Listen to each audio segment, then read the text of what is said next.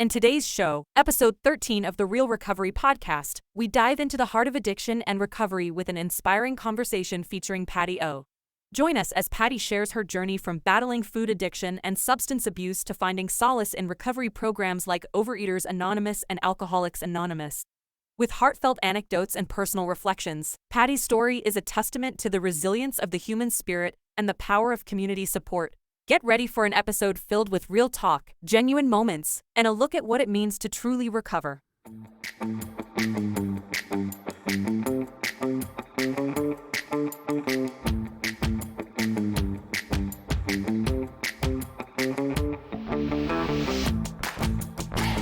Hello, and welcome to the Real Recovery podcast. I'm Julie, your co-host. On this journey of healing and transformation, together with my co-host Peter, we dive into the heart of recovery, sharing stories that resonate with courage and inspiration. That's right, Julie. Each episode is a new chapter in this vast narrative of recovery, and we're honored to bring them to you. But keep in mind the perspectives you'll hear are for informational purposes only and may not reflect the views of the podcast or our partners. Indeed, while these conversations can be a powerful part of your recovery toolkit, they are not substitute for professional medical advice. We encourage you to seek guidance from your healthcare provider for any treatment-related decisions. And if you're facing an immediate crisis, or if you just need to talk to someone who understands, don't hesitate to call the Recovery Crisis Line at 503-223-8569. That number is also on our website. Help is available 24/7. Now let's begin our episode of recovery, real recovery.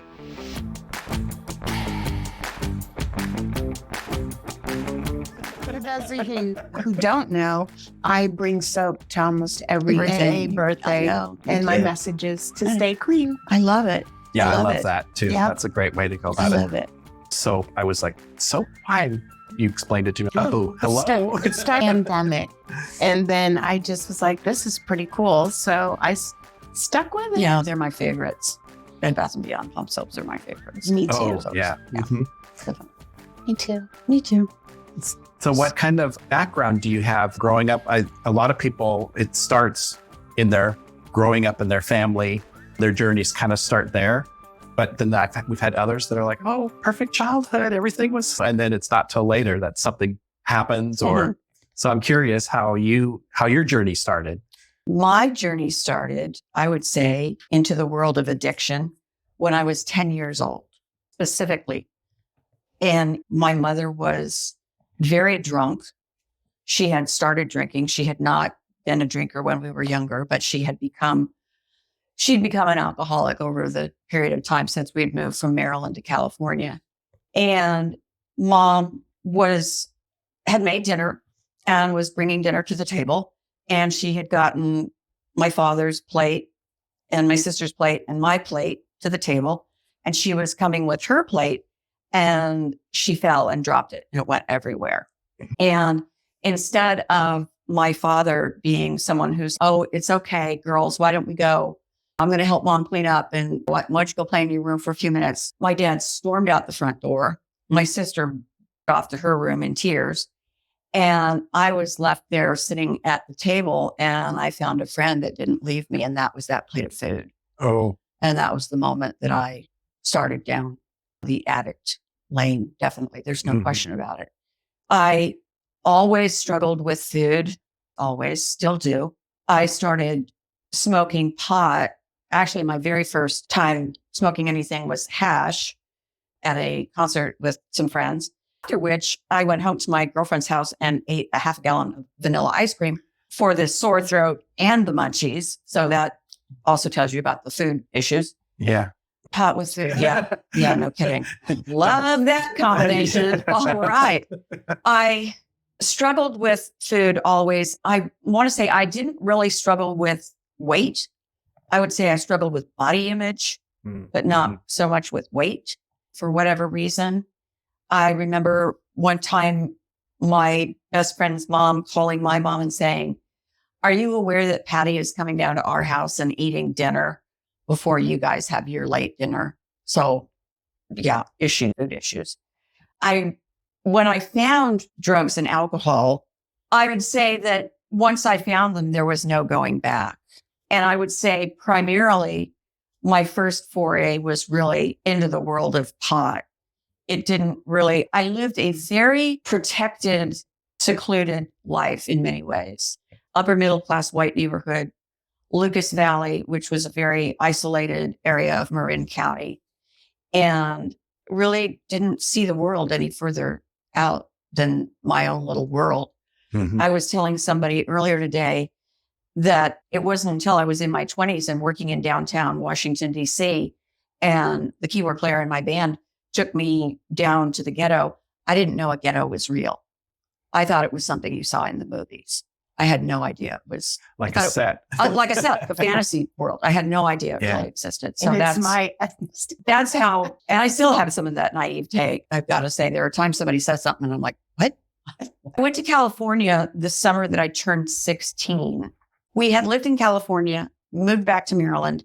I went to California in the summer I was 16 because I wanted to be with the friends that I had left, who I adored and really missed. I would say that was a summer where I really discovered more drugs. Had my first experience with my first and only, and maybe I still am not certain to this day, but experience with LSD. I had a friend who apparently said they had laced a joint with LSD. And all I remember was being unbelievably, ungodly high. And this boy then driving up to my girlfriend's house where I was staying and reaching across me and opening the door and saying goodbye. And I had to walk into the house by myself. And her parents were sitting up in the living room. And I'm like, so blown and trying to keep it together. And they look at me like, what's wrong? Oh, we had a fight. And I'm like, oh, God, get me to my bed, please. From the get-go, I liked being high. I wanted to be high. I thought, this is great. This is absolutely a wonderful way to live.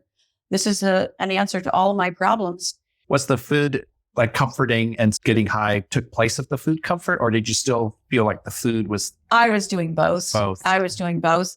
I started playing in a band when I was 15 years old. My boyfriend had a band and he said, my girlfriend's going to sing in the band. And that's how I got into the music business. I was in that band and then I graduated from high school early and went on to college. There was an ad on the wall at college looking for a girl singer. And I'm like, I'm a girl singer. So I joined this band. And then from there, I had planned on going to a 4-year college from the junior college I was in. I was offered a job in an 8-piece horn band to go on the road. And I was like, yeah, I'm doing that. I want to do that. And I did that, joined that band, went on the road, was on the road for 3 weeks, came home and got fired because I was incredibly inexperienced. And I found out later on that the band had been talked into hiring this girl. But at that point, I was like, hey, I'm a girl singer, so I'm going to go after this. And so that was set in stone. My career was set. And from there, I joined a club band in Washington, D.C. and definitely enjoyed lots of pot, lots of food, lots of alcohol. There's no question that the girl singer gets bought a lot of drinks. A lot. I never thought about that. A lot of drinks and is offered drugs, you name it. I worked in that band for a little over a year, went to Baltimore, worked in a band there for a while, decided to go back to California, went to California for a few months, left California, went back to Maryland, decided I didn't want to be in Maryland, went back to California. And this was probably a continuation of how I had grown up. My parents moved constantly. And no, my father was not in the military. That was their drug of choice. There's no question. They were this is the perfect house. That was Dawn's story. This was the perfect house. Yesterday. And I always knew that when Dad said, we need to put a deck on the house, it meant we're selling the house and moving. I don't think we ever got a deck that we got to enjoy. Wow. I remember my husband, Scotty, at one point saying something about when we had gotten our first house, he said, we ought to fix this house up and sell it. And I just got hysterical on him. And he doesn't know what's going on. We have bought a home. We have not bought an investment. This is home. And so Scotty and I have been together for 43 years, almost 44 years. We've been married. It'll be 41 years in July. And a lot of that time, sweetie, no cross barking. Just for our listeners, we do have 2 big dogs here with us. So if you hear some distracting noises. That's what it is. We're talking really big as a moose. Yes. One looks, it could be a small pony. Yeah. Okay, we'll let you share later, okay? And that's Mordecai for our listening audience. I traveled a lot after Scotty and I got together and after we were married. I was more into being in the rock band. Scotty had a band he worked in a band called Reaction in Portland that had very solid footing in the club world. And they didn't really have to travel. They were very fortunate and really worked around Portland a lot. What style of music? They were a club band playing dance music. And I wanted to be playing more rock and roll I was totally into the whole rock and roll, leather pants, leather belt with the handcuffs, the hair, the bows, the gloves, the whole, it was it. I was the 24/7 had to be the rock persona. That's how I lived at that time. At that point, I was becoming very addicted to prescription drugs. I had a psychiatrist who had me on so many different medications that the combination of them had me I was a mess. I was absolutely a mess. How I could get on stage every night, I don't even know how I was capable of doing that. I just have no idea. And I also, living the rock and roll persona, I thought it was absolutely okay to be out on the road and be the band whore. Because I'm in rock and roll, and that's what we do. It's sex, drugs, and rock and roll. And that's the game I play. And with no thought to anything else, anyone else's feelings, any consequences, anything. I just always worked in bands where we were all, I want to say, very codependent. I never worked in a band where it was really more like we were people doing a job. We were a family. We lived, when you live with somebody 24/7, I mean, we lived together, we worked together, we traveled together. So that's what I did for a long time. Did illegal drugs, loved cocaine. At one point in my life, I was doing crystal meth. The bass player of the band I was in, and I decided that if we were going to do crystal meth, we really should make money to do crystal meth. So we decided that we would sell crystal meth. And It's crazy how we think that. yeah, Because when I did meth, I didn't want to pay for it. So I just thought I'd sell a little bit at the city nightclub and pay for my usage. and I got into it because I was at that point in time when I was working in that particular situation, I was overweight. I did have a weight problem at that time. And my bass player said, you need cross tops. Let me turn you on to cross tops. And so I tried cross tops, and those were gone in about 2 days, 25 cross tops. And then I explained to him, if you take these and crush them up, they're really, and he's like, then if you're going to do that, let's just buy crystal meth. And then I'm doing crystal meth, which, by the way, I'm glad that other people were fortunate enough to get those skinny meth bodies. I just ate faster. Literally. Oh. It did not slow my addiction down one bit. No. Literally the only time in my entire life that I was thin was when I was using meth. Yeah, no, The only time. not even a little bit. I looked good. Yeah. So Billy and I decided we're going to do that. And so my boyfriend at the time said, I know somebody that is interested, that wants to buy. And so Billy had some connections to people. I never knew that part of it. And the next thing we know, it's a Friday night. I'm at the club. Billy's not at the club. Where's Billy? And we get a phone call. And I knew that he was going to this actual deal that night. And he had made it clear, I don't want you there, because they had said no guns, but he wasn't sure. He didn't want me there. Oh, They were busted. The guy that my boyfriend, Alan, had turned us on to was a sheriff. oh, great. Alan had always wanted to be a police officer. And so he knew from the get-go what he was doing and set us up. Wow. So I was very fortunate. I have had an amazing amount of totally God experiences in my life, in that I was given a diversion program for my part in it. I had 3 charges against me. I was not at the actual sale, so that wasn't a part of it. It was like conspiracy to sell and passing the first sample or whatever.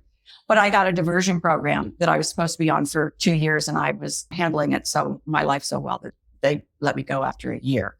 And then it allowed me to say I'd never been arrested, which is fair. which is pretty darn amazing. Yeah. Moved up to Portland with a band after that. That's when I met Scotty. That's when I started traveling a lot. And Can I ask a question? absolutely. So Scotty was into dance music and you're into rock and roll. When you got together, what kind of music did you do? Dance music, because his band hired me as their singer. Oh, Okay. So that's how we met. Yeah. Yeah. But I really was more the rock and roll girl, a lot more the rock and roll no, I girl. love it though. Yeah. Dance music. Yeah. Oh, and I played in dance bands. I've done that too. I played in the lounge bands. I played in the dance bands. I played in the whatever. But give me an opportunity. I want to be screaming and yelling Led Zeppelin bounding across the stage. And so we finally come to the year 1990. And the first part of that year into the summer, I had become a severe anorexic. Now we've got the other side of the food issue. And it came about because I had been started on Prozac, and that was a side effect of the Prozac. I was on Prozac too. And so where was I? 1994. 1994, first part of the year. I'm so addicted to prescription drugs. It's not funny. I am having temper tantrums where I would go in the kitchen and just start throwing breakable things. And I was a mess. I was just an absolute, complete 100% disaster, mess, no redeeming value for me at that point. And I had been in and out of the psych unit at that point.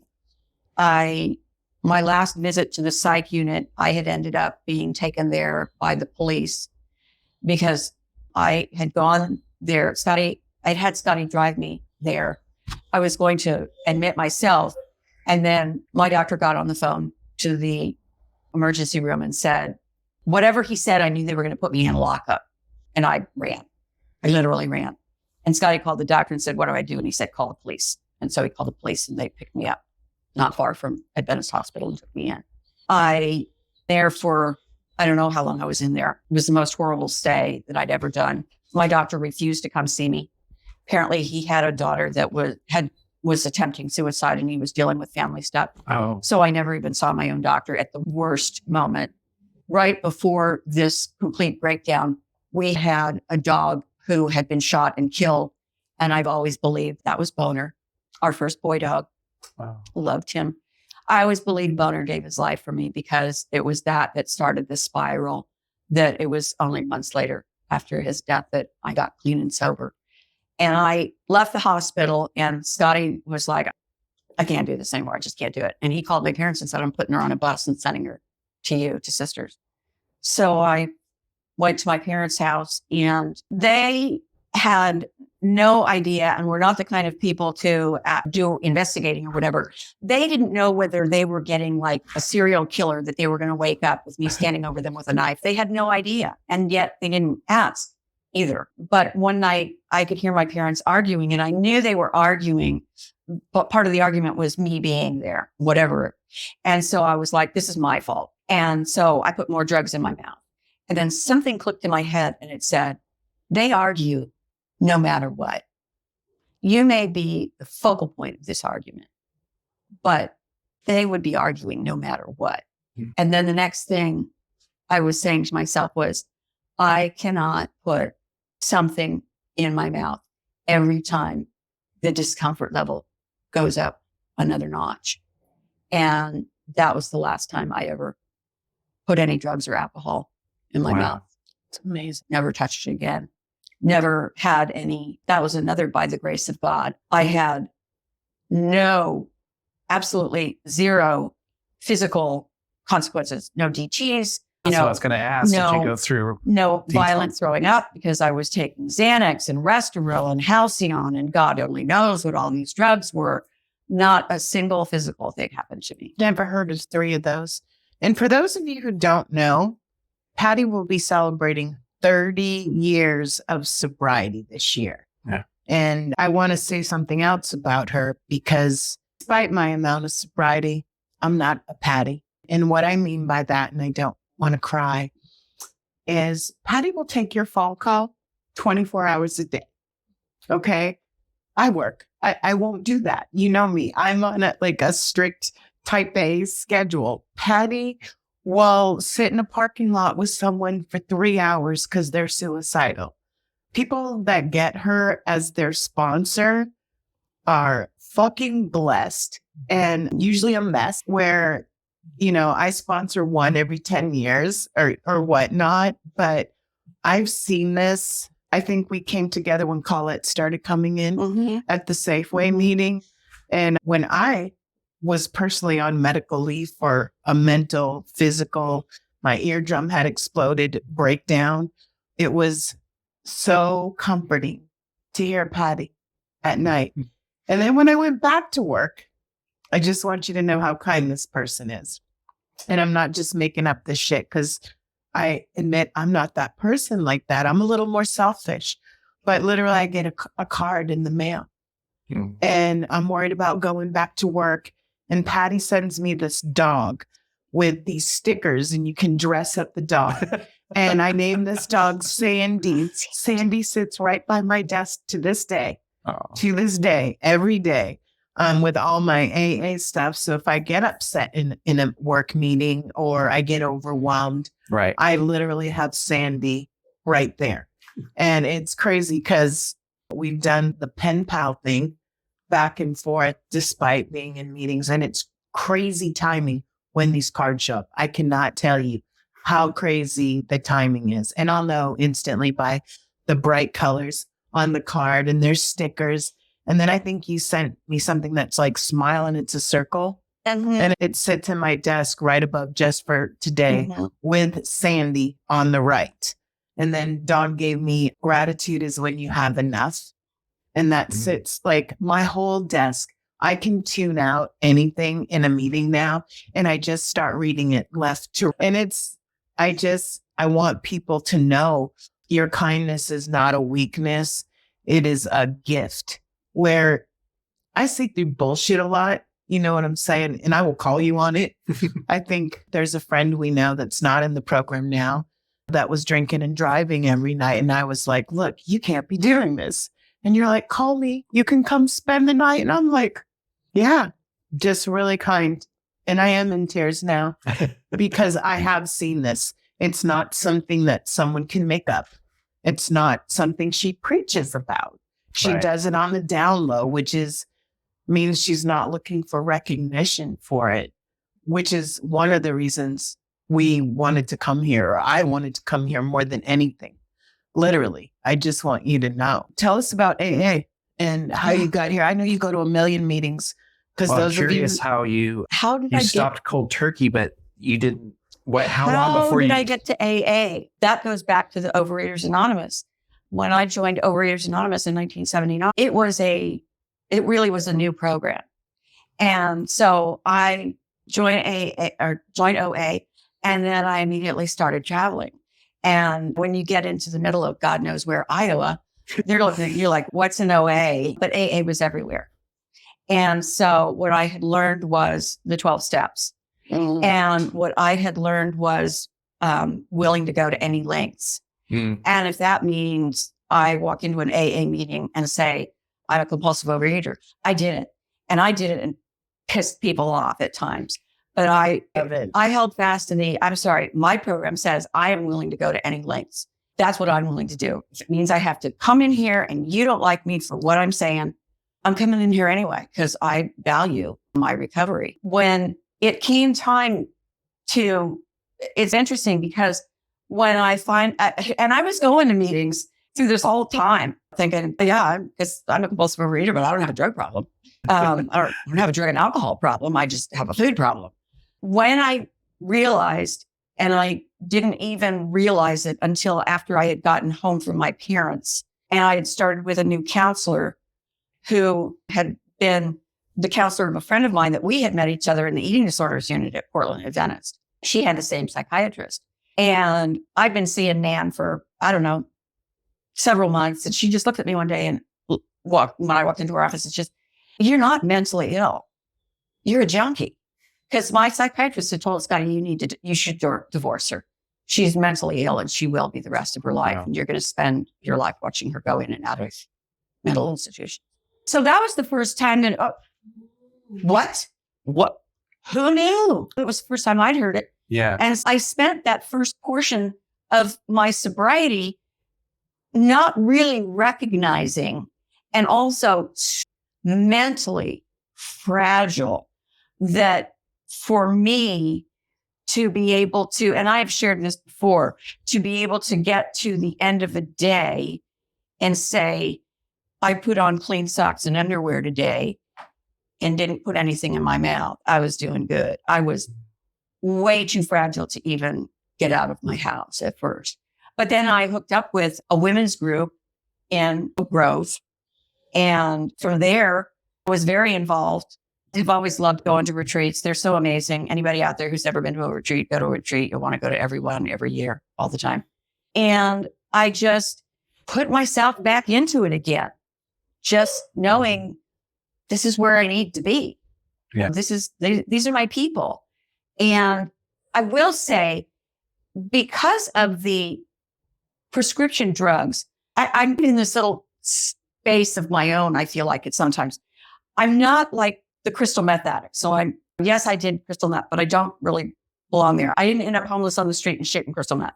I went through a phase of, I did that, but I was in high school and college and then didn't do it. So this thing of being addicted to these prescription drugs, what I knew was, given an opportunity, without any question, the one thing that would always be available to me that my mind would take me to was alcohol, which makes me an alcoholic. Because even if I wasn't using that primarily at different times, that was always there. Right. Yeah. And it's legal. And it's always going to be there. And it's always going to be the first thing that I can say. Can't get any meth or cocaine or prescription drugs right now, but damn, I could walk into a store tonight and get myself some wine. Yeah. I'd be doing good. And that's what keeps me in the meetings. And what keeps me going to AA is there's something about the original fellowship that I cannot explain. I don't have words for it. And the very first AA meeting I ever went to was a meeting called Scully's in Portland. That used to be in an old house. I've been here. And when you walked into Scully's, you couldn't even see anybody. The smoke was so thick.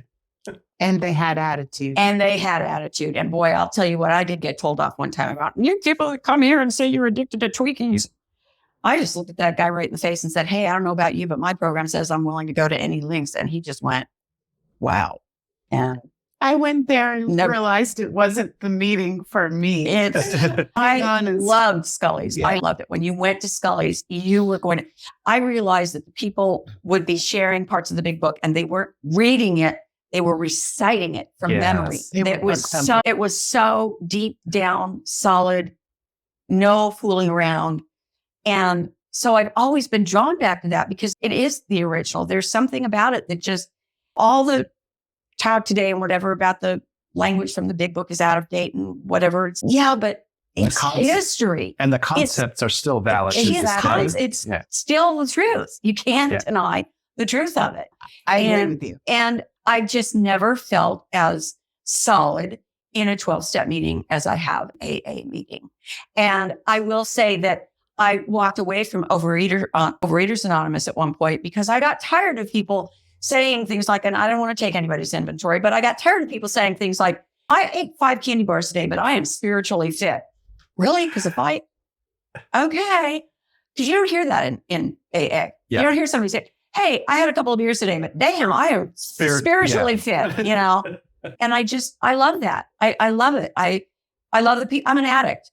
Take me to a meeting. I don't care. Take me to a meeting. 12 steps. I'm 12 steps. That's what I am.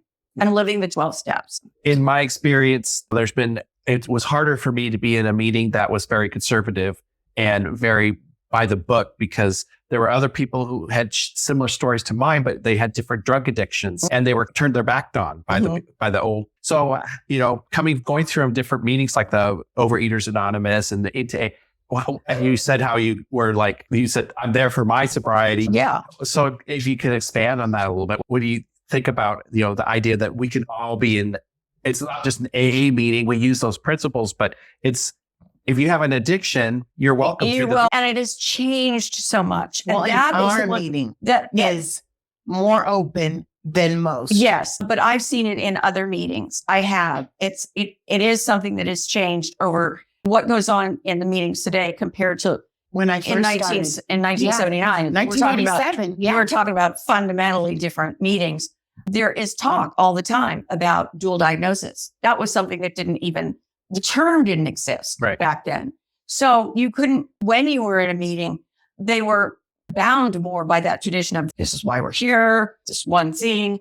And one of the things that I have asked at times, I've said this, I'll go to a meeting and they'll say, since this is an Alcoholics Anonymous meeting, we'd like you to keep to the topic of alcohol. And the first thing my head says, I don't drink alcohol. So why would I talk about alcohol? I want to talk about recovery. Yes. Here's what I'm doing today. Mm-hmm. I want to come to a meeting and hear you tell me how you drank and drugged and all the things you did and how many Christmases you spent in jail. Good for you. I want you to tell me today how you stay clean and sober when your boss just really pissed you off and you want to drink right now.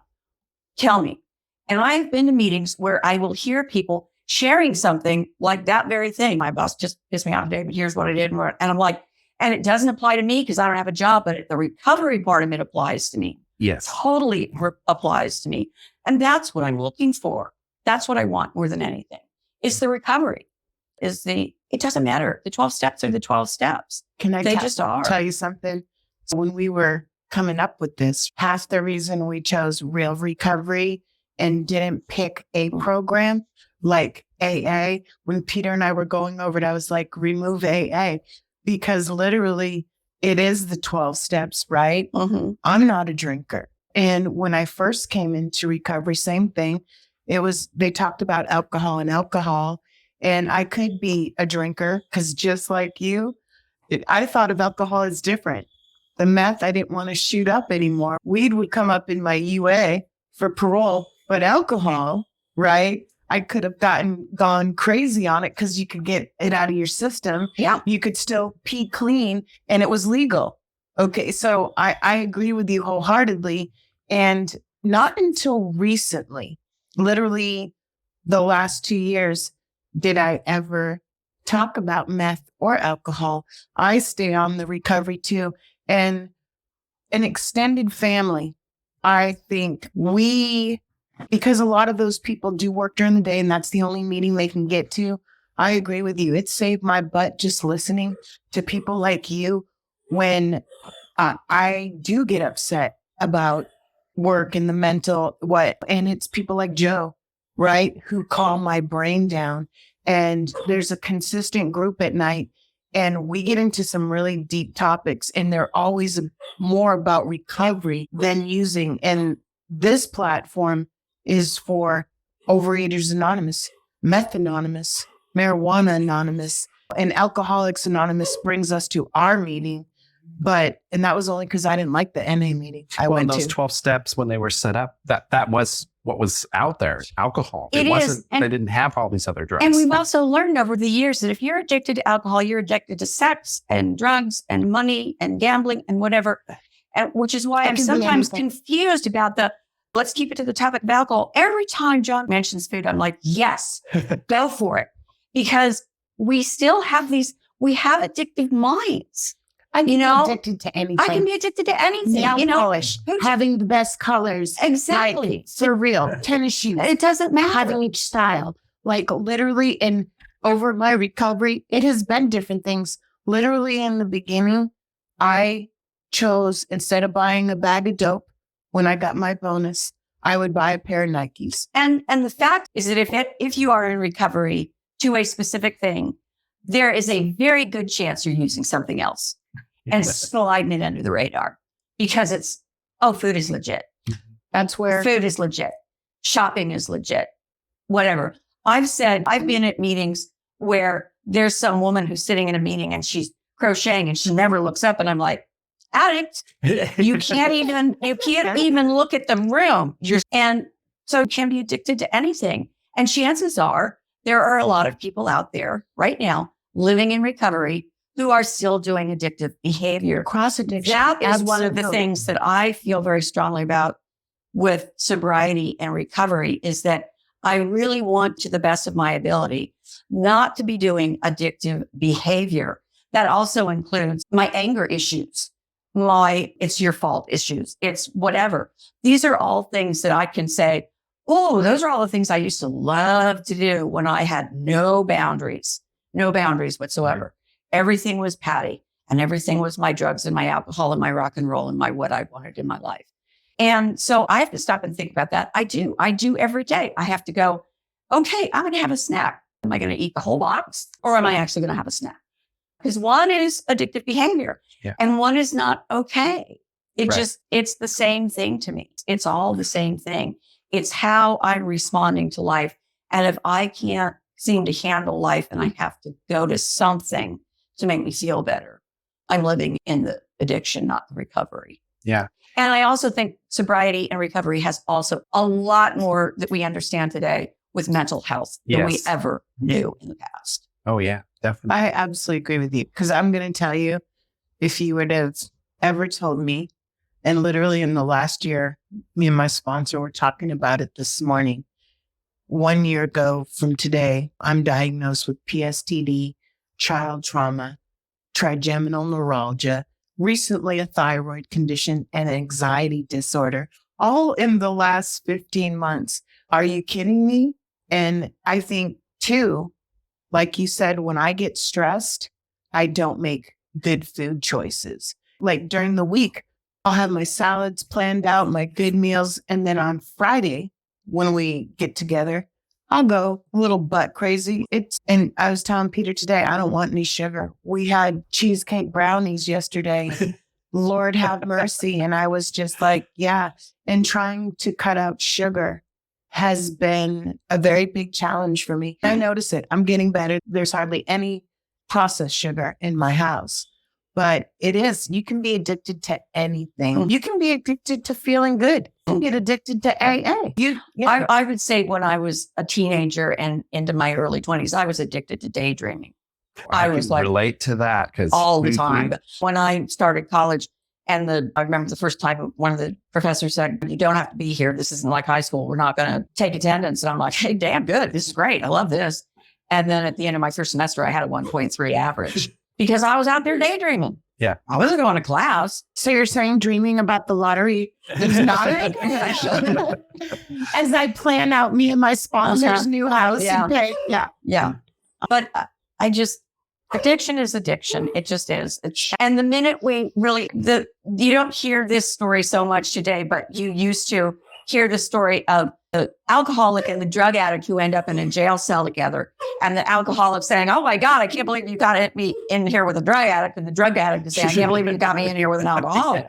And either one of them recognizing that, guys, we're the same. We're the same. In so many respects. Yeah, we're the same. Yeah. I've never done heroin, ever. Never thought of it. How could you, right?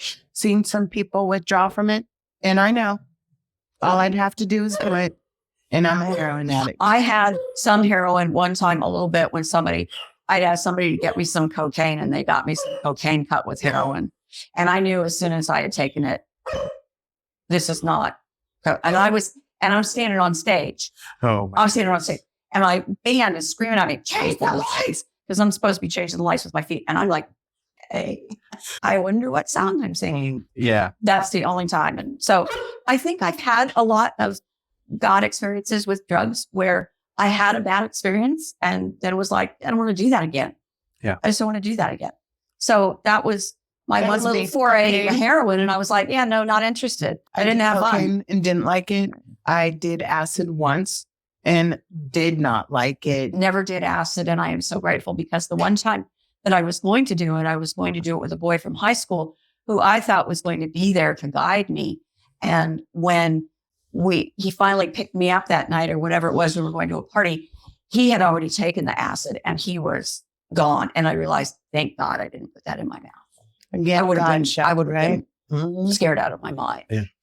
Yeah. Another God shot. Absolutely. It's interesting. Going back, you brought up daydreaming and anything that can take me away from reality, because the reality to me was overwhelming. The alcohol quelled that anxiety. The daydreaming, I could be somewhere else than where I was.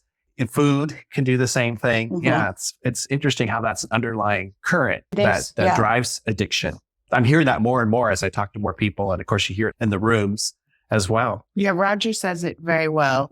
And he says he's addicted to more. Yes. And I think there's times when I've been addicted to more work or success or thinking I needed money, which I have to tell you, luckily, going through the counseling last year, I'm not addicted to work anymore. I'm not addicted to the bougie title. I'm not addicted to success. I've already been successful and lived up to my expectations, just living my life the right way, which is not easy, but doing the next right thing, which I really admire you for. I'm less selfish. I can't explain honest to God, I cannot explain the cards and the gift thing.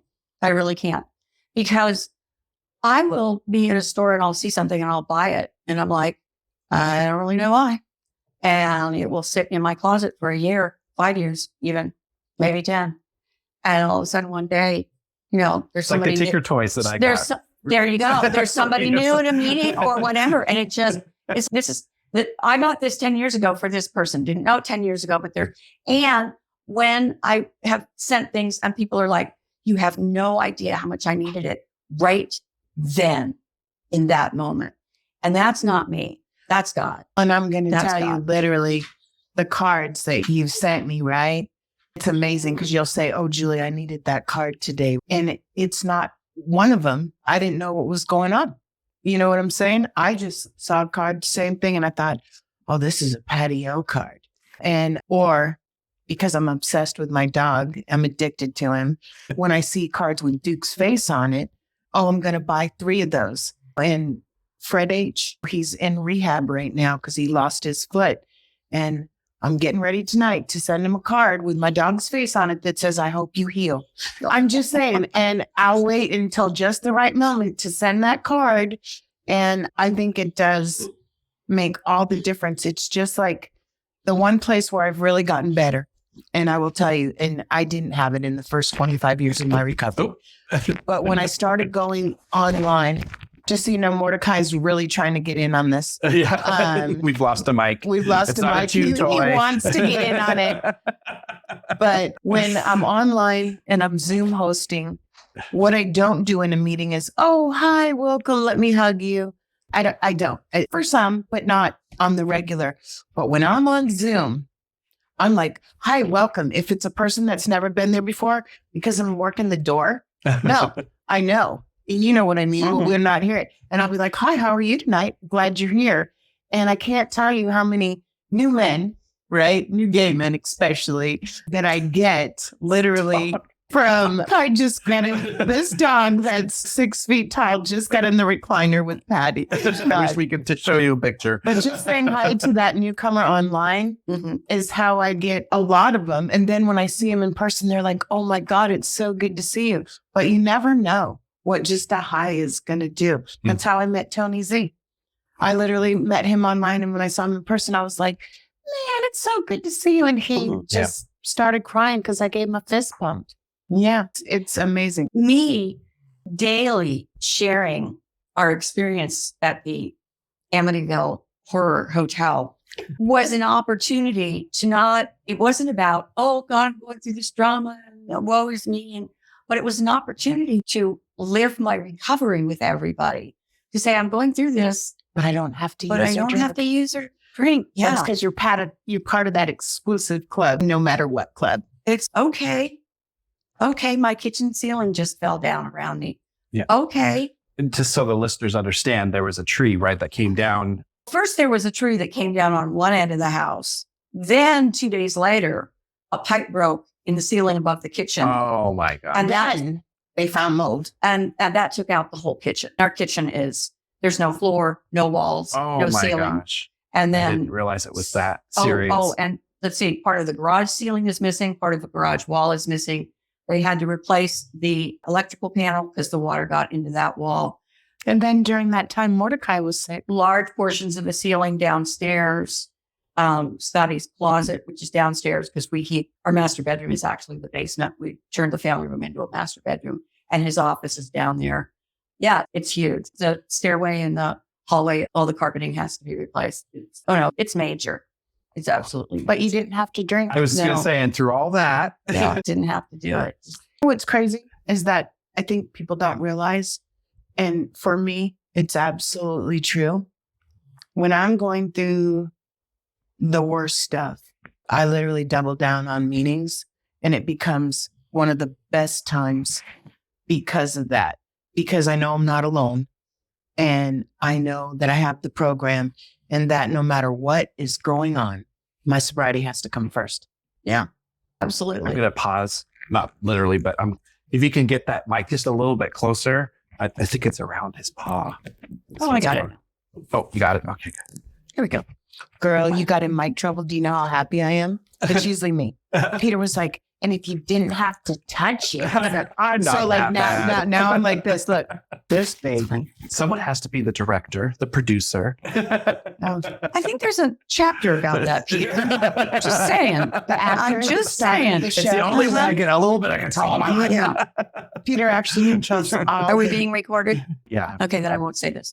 Oh, no, you can say it. I can always cut it if it's not appropriate. No, we don't cut much. Only ums and ahs and that kind of stuff. Oh, But good. Thank but God. I 'Cause really- there were a lot of those. I like to keep it as authentic as we can because I think that's what people resonate with. Yeah, absolutely. You're authentic anyway. And I did want to touch, but we're just about done here. But I did, well, one, if you have anything that you want, words of wisdom time, but also I wanted to touch on service. And I know you host meetings. And how is that for you? What's that mean to you? Because I think for me, that's been a big part of my journey is I became a secretary and District 11 webmaster. I just got in it with service in the beginning and it really helped me get to where I am today. I've never wanted to be, when I was in Overeaters Anonymous for a period of time, I think I worked as a World Service representative.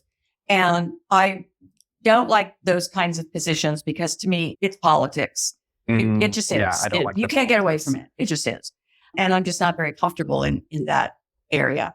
But for me, my service work is, yes, I host meetings. One of the commitments I've made is two sides to this.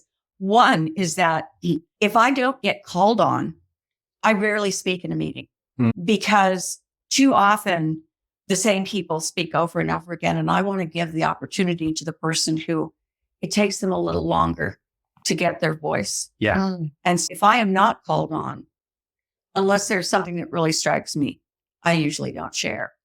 On the other hand, if I am called on, I consider it a commitment to share. I won't pass. Right. I will share because I've been called on. I did sponsor someone for a year this past year who moved on to another sponsor and a mentor. It was an incredible experience. It was absolutely life-changing for me. This particular relationship with this sponsee was absolutely 100% life-changing.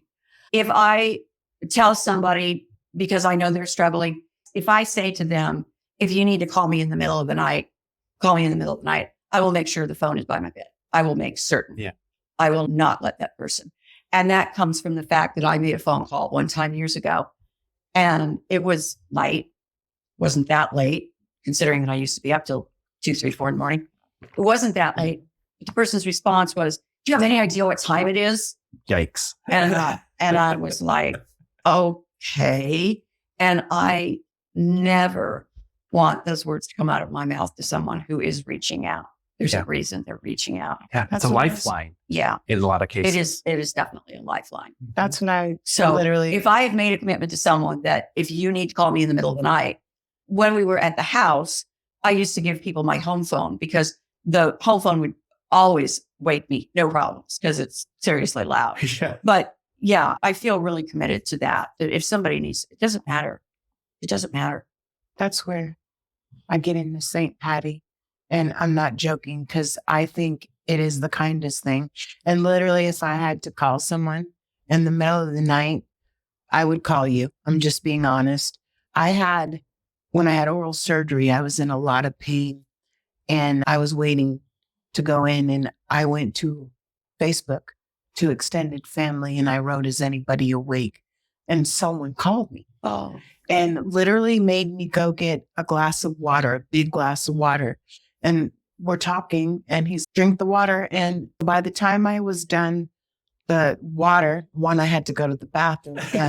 I was calm and I was able to go to sleep despite the pain. And I didn't want to call anyone's house and wake them up and disturb them, which is why I put it in the chat. Mm-hmm. And I will tell you, I turn off my phone at night. I'm being honest, because I get up at 5. But I will say that I could be in a meeting with my boss, and if my sponsee calls, I find a way to get out and call them back, which is why I only sponsor one person at a time. I won't sponsor more than one person at a Yeah. time. I really learned that this last year with having just the one sponsee, because I realized how dedicated I was to this person. I walked this person through their first year of sobriety, and I realized I can't take on the responsibility of, I don't know how people sponsor a whole bunch of people, because I was like, I need to be available for this person whenever. And fortunately for me, I have that ability because I don't have a job. So I can do that. But if you need to talk to me early in the morning, I can go ahead and nap in the afternoon or whatever it is. So that's something that I'm very privileged to be able to do, really. Right. But yeah, the one-on-one thing, I think they need to know that. And the other thing I will share about sponsoring is that for me, when I sponsor, I will not parent you. You are a grown-up, and this is your program. And I can't tell you exactly how to do your program. Right. I can make suggestions and I can offer some things, but I am not going to be one of those sponsors that says, by 5 p.m. on Friday, we will have done the 12 steps. Can I tell you that personally with me would never work, so I don't do it either. I will say my sponsor is my parent, but not for that reason. Just because we're close and we love to do things together. Yeah. And he actually has, with both of my parents being gone for years and years, my dad since I was 15 and my mom for a long time, he has filled a void of The family of choice. it is the family of choice for me, and I'm an only child. Yeah. With an only child. But I don't fill that role either. And the good thing is I'm really honest. When someone asks me, I'm like, look, when my recent sponsee, I said, we're getting ready to go into Christmas.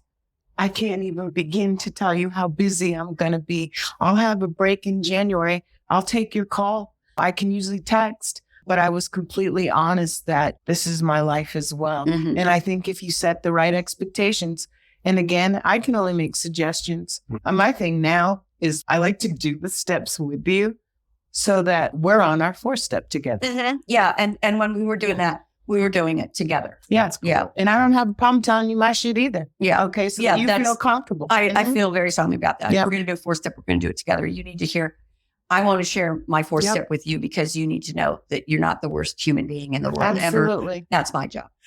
But every year that I do it, right? What is true last year and my resentments when I first came in the program are entirely different. Yeah, because we're growing. Hopefully, we're growing. Yeah. That's the Yes, onion. Thank you so much. Do you have anything else you want to share with our audience or with us? Amazing. Yeah, I appreciate this so much. You're so very welcome. Just thank you so much for asking us. I'm Mordecai. Yeah. Good job. The dogs were a bonus. I wish you could see this dog in this recliner that is 6 feet long. And 125 pounds. And Yeah. He's not very big. And the other dog, Matilda, He's 4 Cocos. is, look, 6 Dukes too. 6 Dukes. And then Matilda's here on the other couch in between me and Peter. And she's 4.5 feet, 5 feet. Crazy. I call her my widget. I love it. Thank you again. Yeah, thank you so You're much. very welcome. Thank you for asking me. And when is your 30? What are we doing? August 16th. August 16th. It's the anniversary of Elvis's death. Oh. I know this because my first night of sobriety was me and Elvis. And if I can stay sober, spending a whole night with Elvis, anybody can get clean sober. That's what I think. Because it was like everything on TV. It was like Elvis movies, Elvis concerts, Elvis whatever. And I'm like, seriously? And birthday is right after that Yeah. because it's right after mine. Yeah. I look forward to celebrating with you That would be very awesome. much. I would love We'll that. have a lot of fun. Guess what I as want for a always. birthday present? Oh, you're gonna put it on. You're gonna put it out there. Yes, she would like some, I think it rhymes with dread, but bread. Zucchini bread. I knew it. My zucchini bread. I'm known for my zucchini bread. I've heard. Yes. I've only heard that. I know. Only Every heard. time I've made it, you haven't been there. So if we're Darn going to it. get into the food thing, So August 16th or the 16th? 16th. the patty cakes that Patty makes are pretty amazing too. Patty cakes. Yeah, I Oh, make these, but Oh, Okay. patty cakes. And yes, I did bring some home from the park in my Tupperware. That's the The 14th 14th step. step. that's Bring right. Tupperware. Bring Tupperware to every AA function. With that bit of knowledge, we will sign off. Peter with Real Recovery Podcast with Julie and Patio and Mordecai and Matilda. thanks for listening. And that's a wrap on today's episode. Thanks to each and every one of you for lending us your ears and hearts. Your engagement is what fuels our passion and keeps this podcast thriving. We cherish the moments we share here and hope they resonate with you, whether you're on a daily commute, at the gym, or just taking a moment for yourself. Make sure to head over to our website at realrecoverypodcast.com.